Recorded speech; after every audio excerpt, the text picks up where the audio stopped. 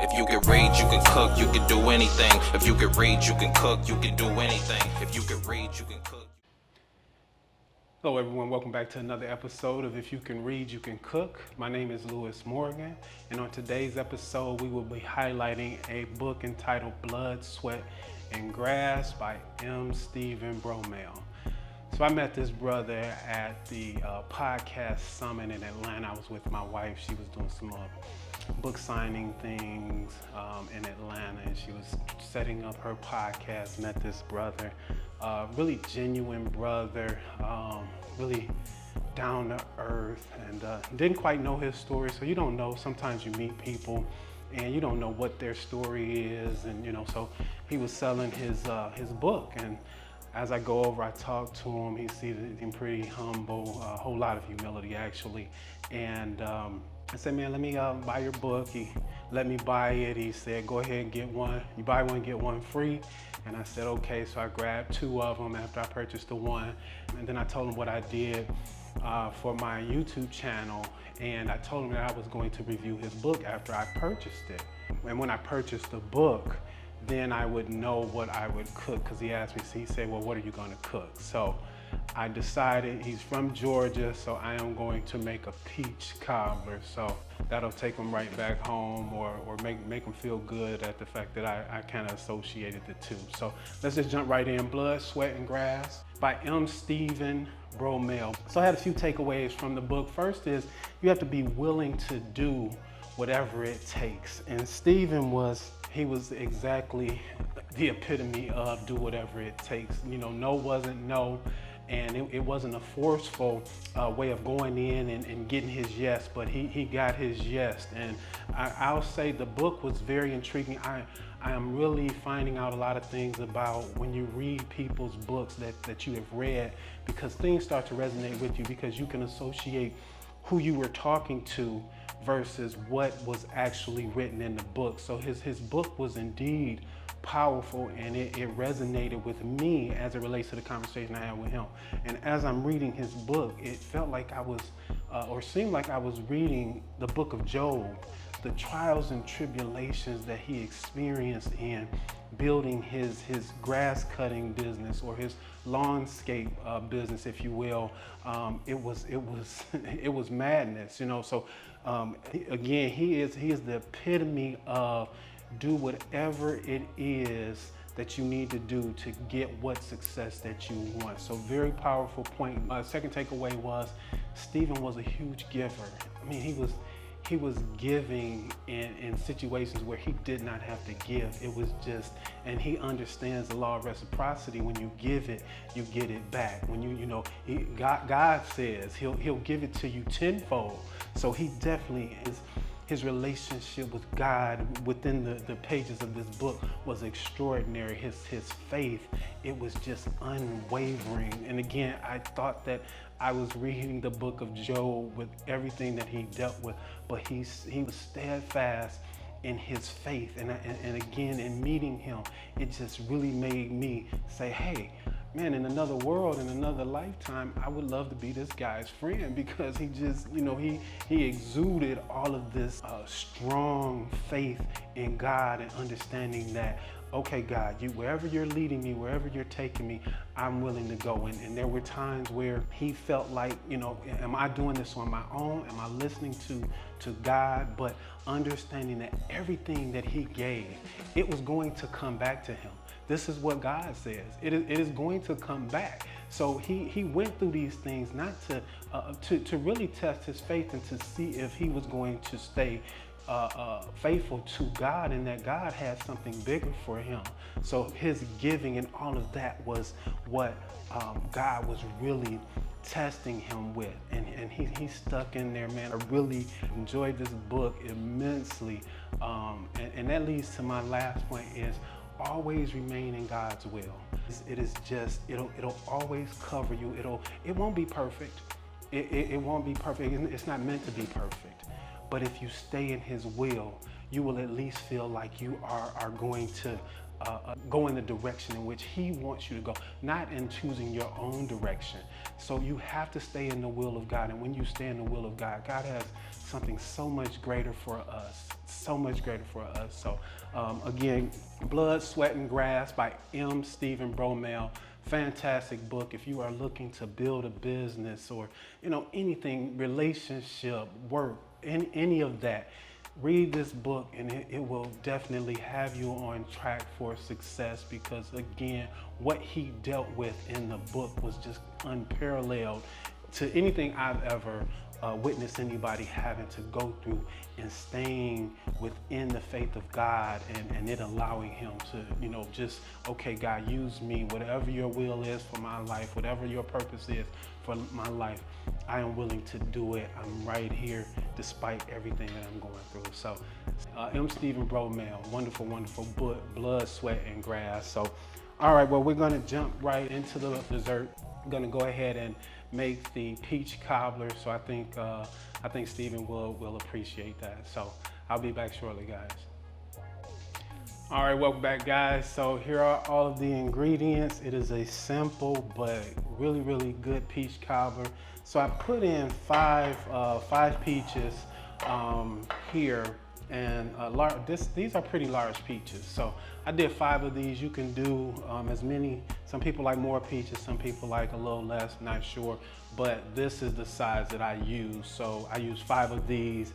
Gonna use Betty Crocker. If you've seen my videos and the previous videos, you'll know that me and Betty Crocker got a thing going on. So I use this to kind of, again, cheat code for me. I don't have to use all of the sugar and the flour and all of that. Betty Crocker has already done it for me. So gonna use a box of this.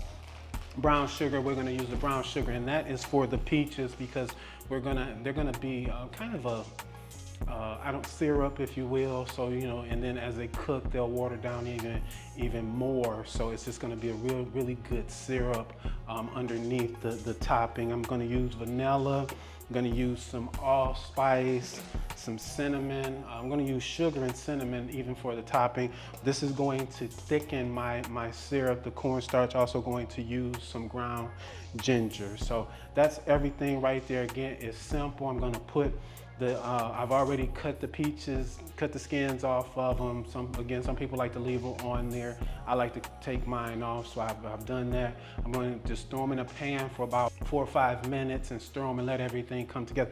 Also, I'm using probably a half a stick of butter in here as well. So I'm going to put all of that in a pan, let it come together, and then I'm going to put it back into this 9 by 13 glass pan right here, and then put the topping on. So then put it in the oven 30 to 40 minutes, and until it's brown and kind of crispy on top.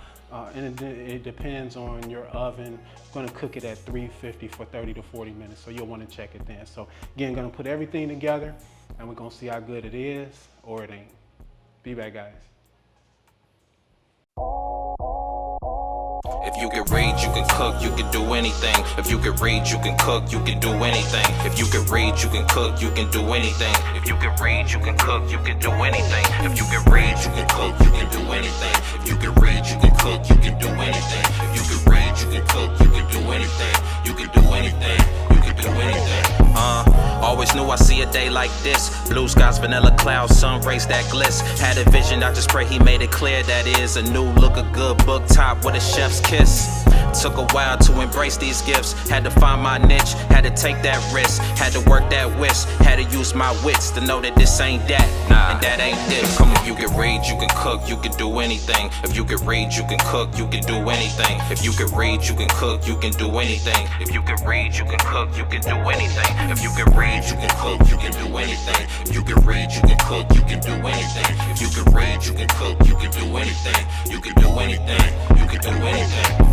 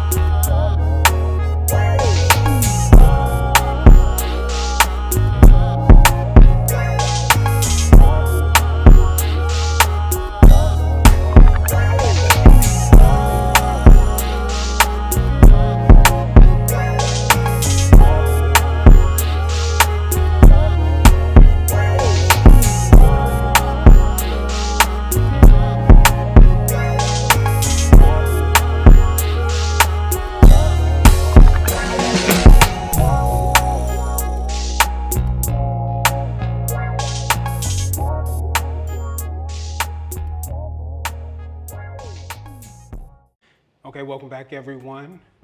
So I am done. This is the final product. Looks really good. Hope it tastes as good as it looks. So my grandmother used to make a really good peach cobbler. You knew it was gonna be a good day when you went to grandma's house and peach cobbler, walk in and you could smell it and you say, oh boy, we're gonna have a great day today. So normally I would have ice cream. I didn't have any around. Ice cream, you can serve with ice cream, whipped topping, drizzle of caramel maybe. I know I've made this similar to this before in an apple cobbler, and I drizzled some caramel on top, and it was the icing on the cake, literally. But this looks really good, so let's taste it and see if grandma will be proud.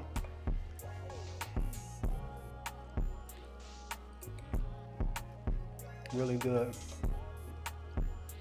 Peaches are perfect, not too sweet, just enough tang, and the topping is kind of brings it all together. It's sweet, it's cinnamony, and it's real light, not overly heavy like some cobblers I've had. But with ice cream or whipped topping, man, this would be fantastic. Not good as grandma's yet, but let me make it a few more times, and then I can get grandma I can get grandma a run for her money. So right now, just it's really good. But I go out there and make this one. Yeah, it's really simple too. So I like that all of the again, all of the flavors came together. The cinnamon, the nutmeg, the ginger, all of it just came together really well. And you can sweeten it however sweet you want it. A little more sugar. I use half a cup of sugar and like a quarter of a cup of brown sugar. So just put it in there to taste as far as how sweet the peaches are. So if they're not as ripe or they're not as sweet as you would like them, add more sugar. If not, take some away. So appreciate you guys for coming out. Grab the book, Blood, Sweat, and Grass by M. Stephen Bromell. Great book. He's in the Atlanta area, so really humble guy. Definitely give him your support. So as always, guys, if you can read, you can cook, you can do anything. See you guys next time. Bye-bye. If you can read, you can cook, you can do anything. If you can read, you can cook, you can do anything. If you can read, you can cook, you can do anything. If you can read, you can cook, you can do anything.